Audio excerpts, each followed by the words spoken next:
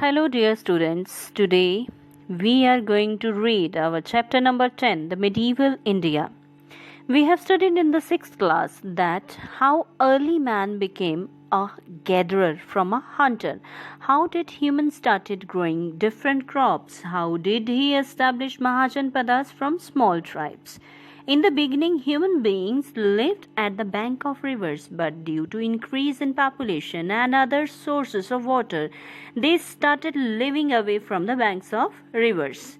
ये चीज़ें हमने 6th क्लास में पढ़ी हुई है। मनुष्य का जो पुरातन काल है उसकी जानकारी हमने पूरे विस्तार से 6th क्लास में ली। अब हम 7th क्लास में जा रहे हैं, तो 7th क्लास में हमारे 6th के जो चैप्टर्स हैं उनको एलैबोरेट किया जाएगा, उनके टॉपिक्स जो है वो आगे बढ़ जाएंगे। ये एक स्टेप आगे कहा जा सकता है उससे, तो आगे की चीज़ें हम इसके बारे में जानेंगे। तो मेडिवल इंडिया, मध्यकालीन भारत के बारे में इस पाठ में पूरा वर्णन आपको दिया जाएगा। न्यू एंड ओल्ड टर्म्स इसका टॉपिक है। न्यू एंड ओल्ड टर्म्स के बारे में जानेंगे, सब टॉपिक है ये इसका। इसके बाद हम जानेंगे हिस्टोरिकल सोर्सेस के बारे में कि हिस्टोरिकल सोर्सेस कौन से हैं जिनसे हमें मध्यकालीन भारत की विस्तृत जानकारी प्राप्त होती है। आइए सबसे पहले जानते हैं कि भारत को अलग अलग समय में किन नामों से जाना गया।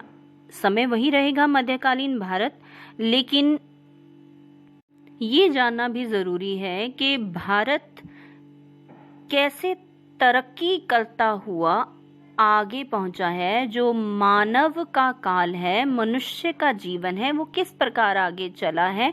इवन भारत का जो नाम है उसको भी अलग अलग नाम मिले हैं भारत को भी, तो ये भी एक तरह से उसके काल परिवर्तन को दर्शाता है। सबसे पहले हम जानेंगे इसके terms, new and old terms. New जो आज के हैं वो भी बताए जाएंगे, ओल्ड टर्म्स आज का तो आपको पता ही है। भारत को किस नाम से जाना जाता है हमारे देश को। History gave the various names to India in different periods. In Vedic period it was known as Aryavarta, आर्यों की धरती, जहाँ पे आर्य लोग रहते थे, आर्यव्रता, इसलिए इसका नाम आर्यव्रत पड़ा वैदिक समय में। It was called Bharatvarsha. इसके बाद इसको भारतवर्ष के नाम से जाना गया क्योंकि यहाँ पे भरत नाम का राजा राज्य करता था। ये according to Mahabharata and Puranas है, हमारे जो धार्मिक ग्रंथ है उनमें इसका वर्णन किया गया है।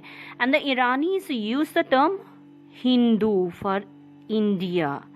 भारत के लिए हिंदू ईरानियों ने यूज किया, ये वर्ड हिंदू बोला है इसको।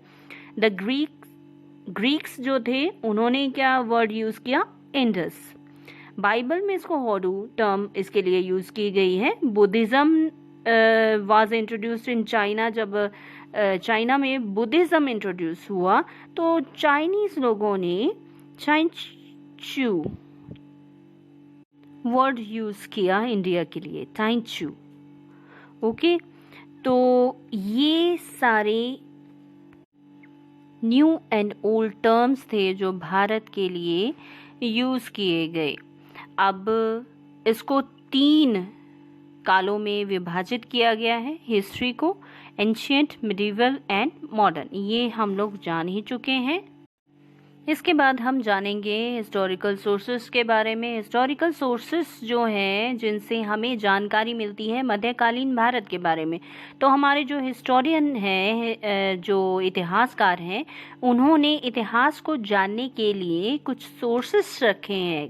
सोर्सेस मीन्स वो जरिए जिनसे हम इतिहास को जान सकते हैं। तो हिस्टोरिकल सोर्सेस में हमारे जो सोर्सेस इन्होंने यहाँ पे लिए हैं, आर्कियोलॉजिकल सोर्सेस।